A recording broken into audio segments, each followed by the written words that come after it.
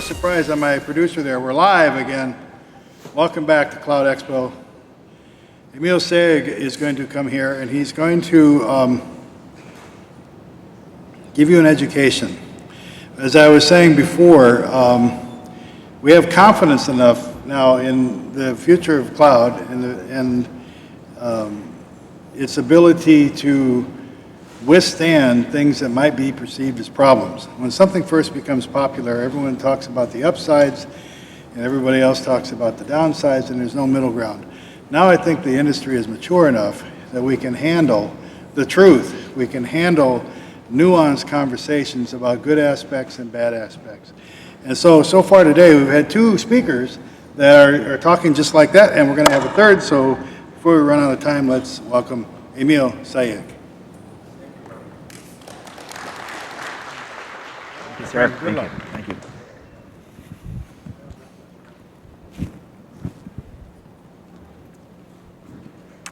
All right. How's lunch? Good? Try to get everybody awake in here. So, as Roger kindly introduced me, Emil Sayegh, I'm the CEO of a company called Hostway Hosting. And Hostway and Hosting are two different companies that just merged in December. Right now we have a hyphen name, as they say, right? So we've merged both companies. Hostway Hosting is the company. I've been with Hostway for the last 3 years. Before that, I was the CEO of another company called Clara. Before that, I was at Rackspace, where I was the general manager of the cloud business there, started the cloud business. And then before that, I was the vice president of product development at Rackspace. So today we're going to talk about why some enterprises are fleeing the public cloud. So you might say, man, you know, this guy, as Roger said, is in the wrong conference. You know, this is Cloud Expo after all, and we're going to talk about why some enterprises are fleeing the public cloud. But what we're going to talk about also is why they are rushing to another cloud. So stay tuned, and we'll talk about that and why and what's going on. And I'm going to tell a lot of stories, a lot of customer stories, and I love to draw analogies, so hopefully we'll keep this entertaining and keep you all awake and engaged after lunch. So let's talk about when this whole thing started in 2008. You know, when we started hearing the first word cloud. Well, before that, what was traditional is people building their IT with a two-tier architecture, meaning there's a firewall and a server behind it, and they would put their applications on that server, protected with a firewall, and off they go. And you know, there's one example for a company that's not too far from here. Has anybody heard of a company, and it's a website actually, that's called Funny or Die? Anybody here? Yeah, 1, 2, 3. Okay, Funny or Die. So it's a joint venture that Will Ferrell. Anybody knows who Will Ferrell is, right? Who doesn't know Will Ferrell, right? So it's a joint venture that Will Ferrell did with a bunch of other actors and a bunch of very reputable VCs, not far from here again. And they built this website. This was kind of, one of the first vote up or down. They would do comedy skits and put them on this website, and then you vote them up if they're funny. If they're not funny, you vote them down. And then some of these skits would just go crazy, right? So initially, around 2008, we got a call from the IT manager of Funny or Die. And he had built an architecture very similar to this. And they were launching their website and idea, and they're bootstrapped. And this is the best, this is what they knew what to do. So they started scaling. They're like, look, this idea is taken off. This Funny or Die, website is taken off. The skits, they have all these celebrities doing skits in their part-time and posting them on Funny or Die. Small, short little videos that are, some of that are hilarious and some of them are like silly and not too funny. So, I was at Rackspace at the time, and they were with a co-location provider, local co-location provider here. And they started scaling it. So we got a call, panic. They're like, look, man, this whole thing is starting to take off. We need to make this infrastructure scale. How do we do that? Again, this is before the advent of cloud. So, so the idea of the IT manager was to add more and more servers and add more database servers. And then, so we added more database servers and made it, redundant and redundant links and so on and so forth. They're like, well, look, can you add multiple data centers? It's like, of course, just in case one data center goes down. This became a big deal. This is, again, venture funded. It's in an 11th or 12th year now. At the time, they were in their infancy, and they had, big money behind it. And so we started, kind of building it out and for them, but knew that this thing was gonna hit a limit. And of course, once traffic would go through the roof, then they would have all kinds of contentions, keeping the databases synced up, keeping their web servers synced up, being able to scale at the right layer, whether it's their databases or their proxy servers or web servers or their firewalls. So it became a mess. So this became a prototypical example of what people use today to say, well, you got to go to cloud because you don't want to end up like this, right? This is what everybody says. It's like, hey, look, you're going to scale. Your application is going to go through the roof. You're going to be on Shark Tank, and this thing is going to skyrocket. So you got to put it in the cloud because you don't have to worry about any of this stuff, and it all auto scales magically, right? Okay. So I'm going to let you think about this for a minute, and we're going to talk about why this may apply to some people, but it doesn't apply to everybody. And the majority of us don't have websites like Funny or Die that scale up and scale down in this magnitude. Certainly, our websites and our applications scale up, but most of us are running back office IT applications that, the load is well known, it's well understood. Having said that, the public cloud has lots of strength. One, it's easy to get started. That's one of the biggest attractions of the public cloud is that, it's easy. Swipe a credit card and get going. It's awesome. The second thing is you pay by the drink. You pay per use. Third is that it scales, just like we talked, to mitigate the problem that I just highlighted. There are tons of unique services now with AI and big data, MapReduce, so on and so forth, that are only available in the public cloud that you can't replicate in I would say in an enterprise environment or in a internal data center environment. Lots of agility and speed. There's a big ecosystem, AWS, Azure, Google, big ecosystem around them. And so there's tons of advantages there. But I'm gonna give you this note and make sure that everybody gets sobered up about this. You ignore the challenges at your own risk. And we're gonna talk about some of these.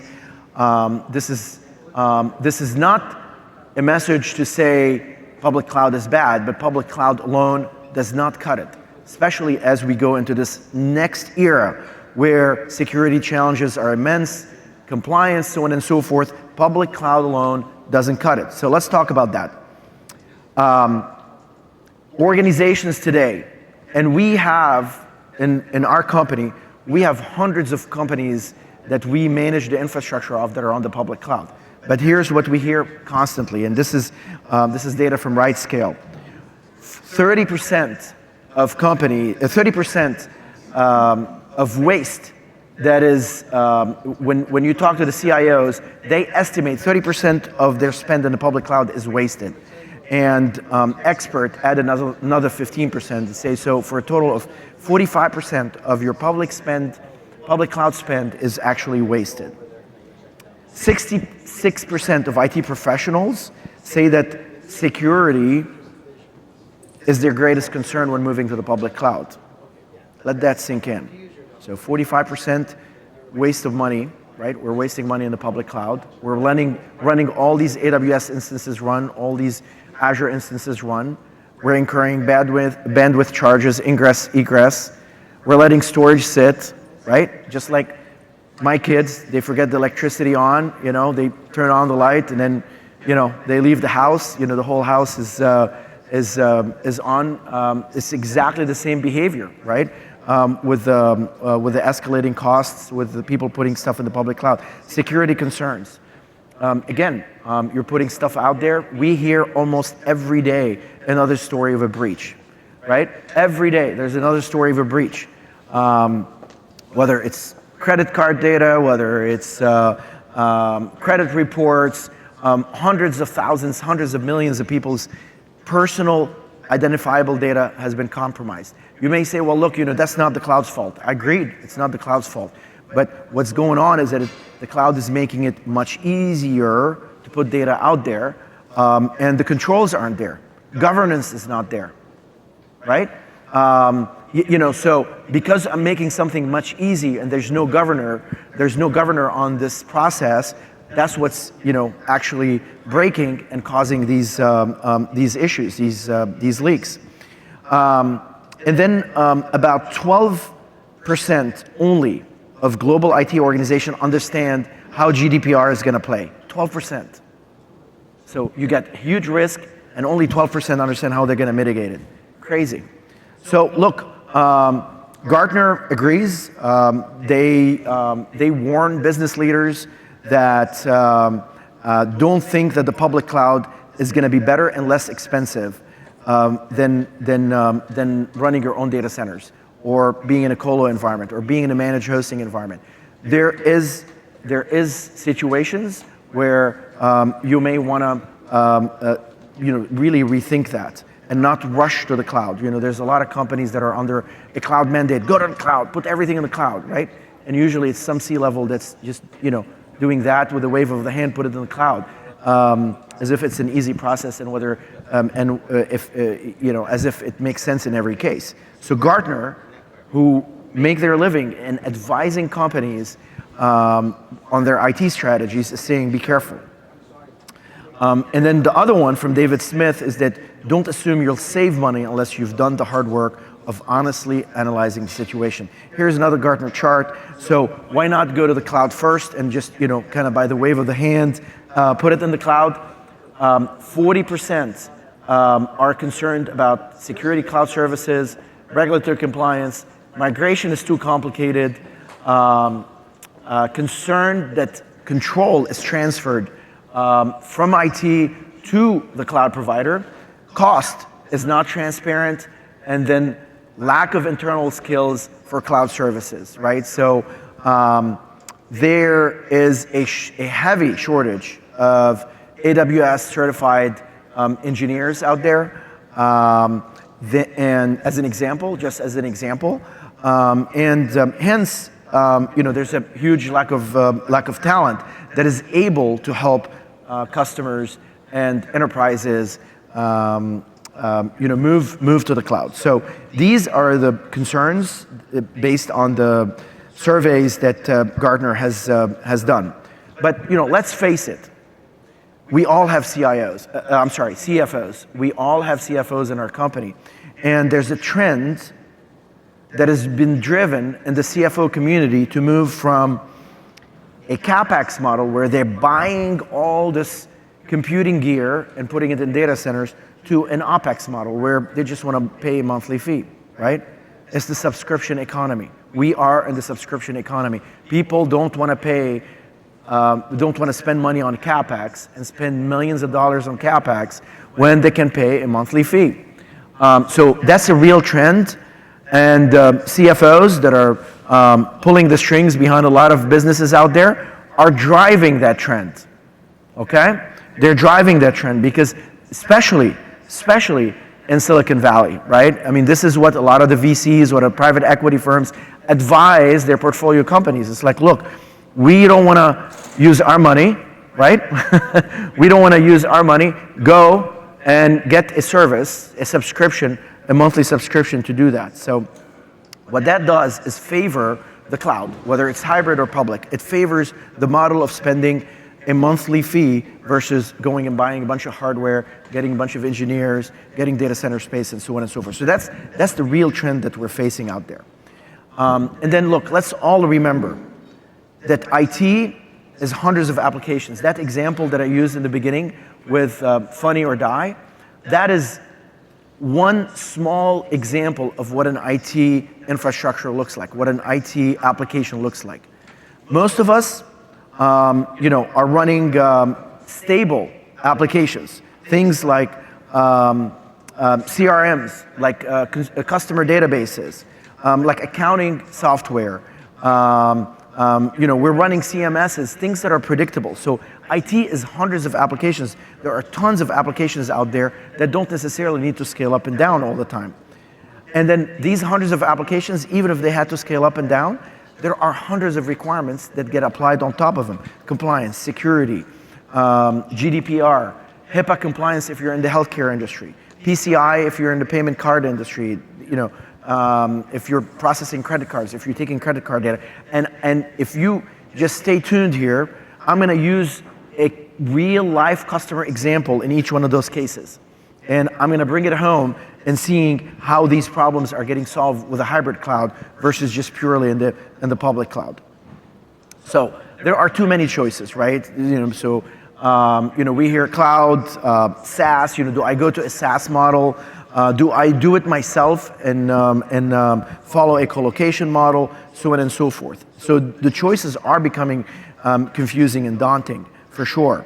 But to bring it home, no pun intended, it's all about trade-offs. And I love to use the analogy comparing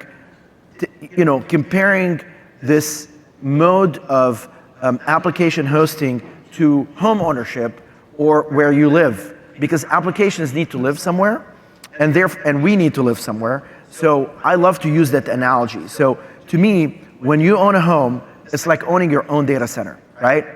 You own the grounds, you have to insure the thing, you have to make sure that it's secure, right? You get a lot of privacy for sure. You can blare music as long as you want and as high as you want, right? And nobody, you don't have any shared walls. So you have tons of privacy, but you also have a lot of responsibility. So some of us that own houses, it's a headache, keeping the lawn maintained, keeping the maintenance of the house, so on and so forth. It's not for everybody. The other option is like, hey, look, I want my privacy, but I don't want to own a home. I don't want to outlay CapEx, right? Remember my point? I want to pay a monthly fee. Great. Well, a rental home. You can rent a home just like you would own a home, and you get some of the same privileges, but you pay a monthly fee. So, kind of going back to that construct that we talked about with CapEx versus OpEx. Another model is to move it to an apartment. Well, okay, great. It is relatively private, but you do share walls. You do share staircases. You have to meet your neighbors when leaving in the morning, or in the staircase or the elevator, whichever way. But you get an element of privacy. The contracts aren't as long. You can go for 6 months. You can go for a year. Probably in the Valley, you can't go here for less than a year. But in some areas of the country, you can go month to month as well. And then hotel, that's the ultimate in scalability. You don't get a lot of privacy. You have a shared shared restaurant down, shared hallways, and so on and so forth. Not a lot of privacy, but guess what? You can scale it up. If you want to add 10 rooms to a hotel, 10 people, you can do that. You can't do that in a home, right? You can't scale, you can't add bedrooms to your home very quickly. You can't add bedrooms to a rental home very quickly. An apartment, somewhat easier if there's availability in that apartment complex. You can say, hey, look, I need another apartment. I got a family that's coming to visit for another couple of months. They're staying with us. Do you have availability? But with a hotel, it's super easy. It's super codified, and you can do that. So that's how a lot of the public cloud construct is built, is on the idea of being able to scale up and down, just very similar to a hotel. But it's all about trade-offs, just like we talked about. And then also the application that you're running. So large-scale applications and people that have very large-scale applications or very stringent security requirements and privacy requirements, those are still opting to own their own data centers. So these are companies like Salesforce.com, right? They have huge, gigantic scale, and they can, at their scale, it makes sense for them to own their own data centers and run them. In terms of companies that have custom applications, so these are banks, as an example, that are running their portals for their customers. These are custom apps. They're built, 20 years ago before the word cloud was coined, and they're pretty complex. They're complex applications with some ancient code that probably not too many people still know how to code in. Those are perfect for sitting on bare metal, on dedicated infrastructure in a co-located environment, or alternatively in a managed hosting environment where you need your managed hosting provider to actually manage that infrastructure for you. Manage it, make sure that it's secure, make sure that it's compliant, make sure that it is patched, make sure that when it goes down, they're the ones that are waking up in the middle of the night and answering the call and fixing it for you. And then, of course, we talked about the public cloud, kind of similar in a hotel, where that's what's needed for big burst capabilities and so on and so forth. So again, it's all about trade-offs. Just like in a home, where your applications sit under which landing zone, if you will, depends on your application, what you're willing to pay, and what trade-offs you're willing to risk. Also, your expertise, your company's expertise, and where you invest your resources matter hugely. If you're a startup, then it makes sense for you to start it up in the public cloud. Start it up, see where it goes. If it scales, great. So if you're starting Funny or Die today, you would probably not start it on dedicated infrastructure like that example when I started the presentation. You would start it on AWS or Azure, right? That's the logical thing to do. But as you grow, you may want to think about doing it differently so that you can save on money, save on cost, because again, you can have huge runaway costs in the public cloud. And as you get larger, then you're going to have more scale. So it makes sense to bring that infrastructure actually somewhat internally, or partner with a managed hosting provider that can help you manage both your public cloud and your dedicated infrastructure all in one swoop. So, and don't forget, your needs can change. You were a startup one day on public cloud, then your CFO says, I need you to find economies of scale. Well, a combination of the hybrid cloud makes sense. If you're a department in a large company, and you are doing it yourself, then you need more scalability per your CTO. Then you may want to go to a combination of cloud and dedicated. And then if you were an established company and you need more scale because you have one of your websites that's getting lots of hits and growing, then a combination of cloud and dedicated, which is what we call hybrid today, is the right answer.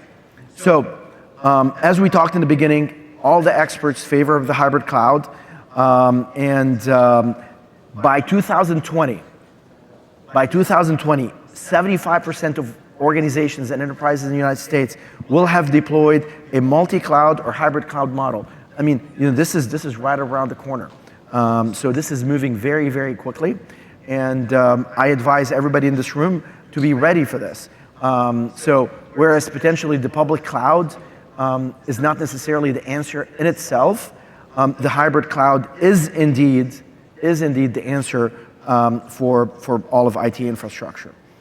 So the spend is going up. So I'm sure here there are people that are selling into that market. So 209 billion this year was the spend in the hybrid cloud. By 2022, it's going to be 317 billion. So huge growth, great place to be. And then there's tons of investments going on in the hybrid cloud. So even though Azure and AWS, as an example, were public cloud pioneers, right? They're investing in the hybrid cloud now. We hear about Azure Stack. Azure Stack is basically Azure software sitting in a private data center. So they're going back to the model with which they competed with, right? AWS, same thing. Announced they're doing Outpost. Outpost is essentially the AWS software that is sitting in a private data center, not an AWS data center, right? So it is analogous to what Amazon has done, right? They competed with all the brick and mortar, and then they went back, right? and are building Amazon brick and mortar bookstores, right? So this is exactly what is going on here, and there's more and more of that trend. So the hybrid model where not everything is in the public cloud in Amazon or Azure data centers is alive and well, and that is the future. That is the future. Even the big behemoth, Amazon, AWS, Google, so on and so forth, VMware are investing in it. So, word to the wise here, this is where the trend is, and this is where all of IT infrastructure is building. So like we said, hybrid multi-clouds is the future because it combines the best of both worlds. It combines the best of public cloud, the scalability, but you got your predictable workloads that are sitting on dedicated infrastructure. Your workloads that need security, they sit on dedicated infrastructure. Your workloads that require compliance, they sit on dedicated infrastructure. But when you need flex on those applications, that layer that needs flexibility up and down, that's what you put in the public cloud, right? So hybrid is the answer because it allows you to burst in demand. However, it allows you to put your constant workload applications in a cost-effective landing zone. Gives you the best of both worlds, flexibility and lower cost, because it allows you to essentially control the spend by putting it on dedicated infrastructure where you know for sure what you're going to spend every month, right? Whereas with AWS, it's a crapshoot. We get calls all the time, constantly, from customers that say, please help me control my AWS or my Azure spend. It is a constant stream of requests from our customers that come in and say, help us rationalize it. How do we do that? There's in-depth expertise on how to do that. So the hybrid cloud allows you to combine both and allows you to eliminate public cloud concerns, as discussed. So here's a few case studies. Some of these names are going to surprise you. I'm going to start with Samsung. So who owns a Samsung TV here? Can I show of hands? Samsung TV. Okay, great. Okay, about a third of the room. So every Samsung TV in the world has an application that runs on it, and it actually manages the security of that TV, and allows you to interface with that smart TV. So the smart TV application that sits on the Samsung TV, all of that is driven by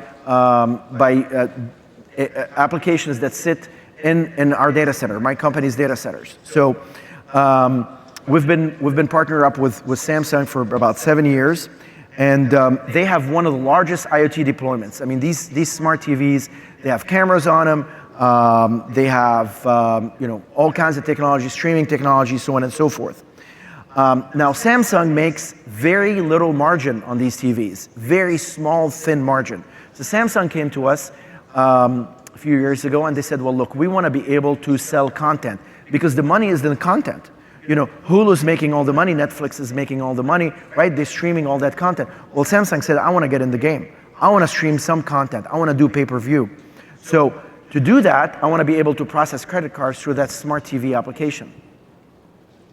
So the smart TV application that sits on top of Samsung was not PCI compliant because guess what? They, you know, whenever they architected, they didn't have the idea of wanting to sell content to their customers, and they didn't have that. So we actually helped them become PCI compliant, and this is a global, massive architecture. Every Samsung TV talks to this application that sits in a combination of our data centers on AWS, all secured by us, 100%. Every year, there are 3 billion packets that are inspected. About 300 million attempts to hack that infrastructure happen every single year. 300 million, not 300,000, 300 million attempts. People are trying to get into these TVs so they can hack into the camera. People are trying to hack into these TVs to steal your credit cards, to steal what you're viewing. They're trying to hack into these TVs to basically hijack them and use them as bots so they can DDoS other mount denial of service attacks. Sorry, DDoS is denial of service attack. So they can DDoS other websites. So it's a massive, massive, massive security undertaking. And by us able to combine the public cloud for scalability and then putting their core PCI data, their core personal data that is for each one of you that owns a Samsung TV secured on lockdown, that's how we were able to satisfy that need for Samsung, right? So combining both dedicated and public cloud. Another example is the largest student exchange platform. It's called IES Abroad. So if you have kids that want to go study in China, or you have relatives that are in China that want to come study in the United States, or friends or whatnot, this is a massive, the largest global platform for student exchange. For student exchange. So again, they have to protect student data, just like we know in healthcare there's HIPAA standards that protect patient data, right? There are laws, FERPA, that protect student data as well. And there we were able to solve it in a very similar way, the way that we did Samsung, put all the core student personally identifiable data on dedicated, on lockdown, PCI compliant, secured, and then the stuff, the portal, the website, all the fluffy stuff that's, can scale, all of that is put on Azure, as a matter of fact. And then last but not least, an example of a company that makes its living consulting with to other enterprises. BCG, Boston Consulting Group. Who hasn't heard of Boston Consulting Group, right? Massive business consultants. So it's a $3 billion global consultancy, and they have about 3,000 devices. They had 3,000 devices deployed globally. Some internal, some with AWS, some with a competitor of ours, and a very few with us. So we came and we said, hey, look, they actually came to us. We were doing a project with them for a database troubleshooting and optimization. And they came to us and said, well, look, we need you to help us. We understand that you can help us with cost management. Can you come in and take a look at this? So we went and we did a discovery of all the devices. Well, guess what? We identified about $3 million worth of savings that were actualized. This is only in the 6 months of this year, since January, $3 million. You may say, well, look, $3 million is not a lot of money for a $13 billion global consultancy. I agree, it's not a lot of money for them. However, here's the deal. Only 20% to 30% of the devices were patched. Meaning, only 20 to 30% of their devices had a level of security and compliance that was needed.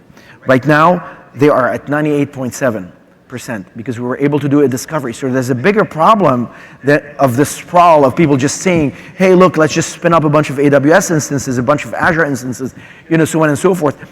other than the cost, $3 million may not be a lot of money, but guess what?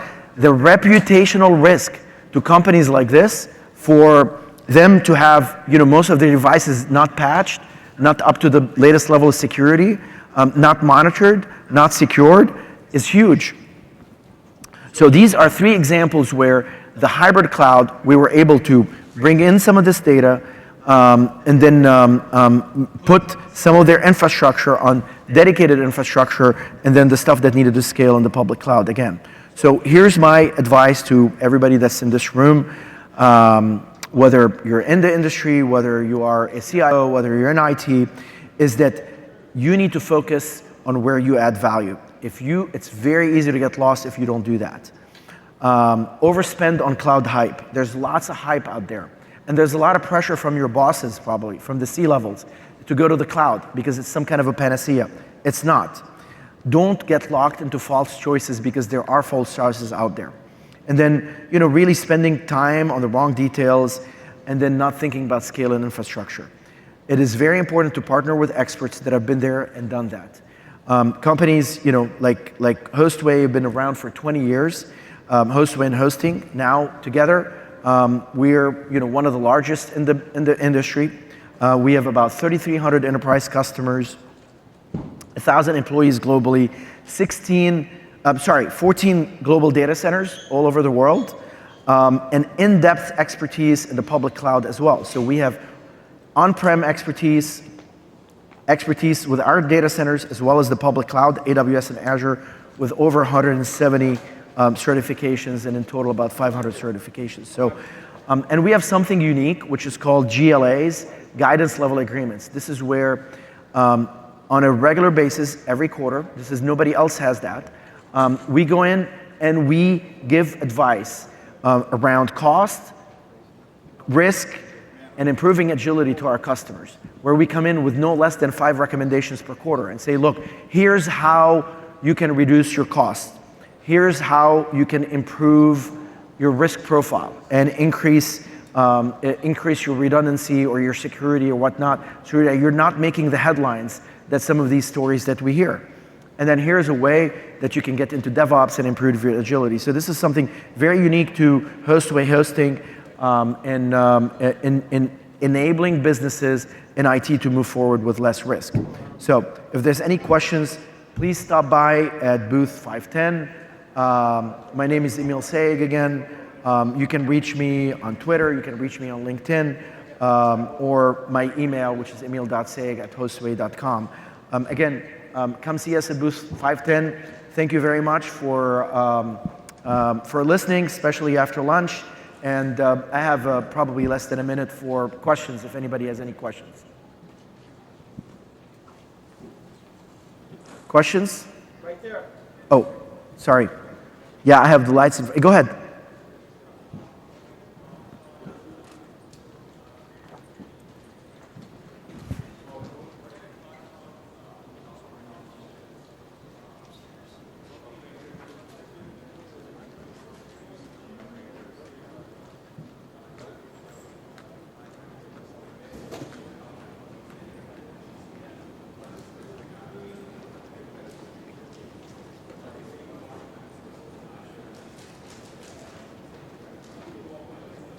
Yeah, that's a great question. Look, what's going on? Yeah, absolutely, yes. His question is about how many vendors, what's going on, what's the trend that we're seeing with customers, how many vendors are they having to consider out there? Are they just locked, are they an AWS shop, are they just an Azure shop? Is it a combination? So how are they doing that? So that's an awesome question. It's a great question. And here's what I would say.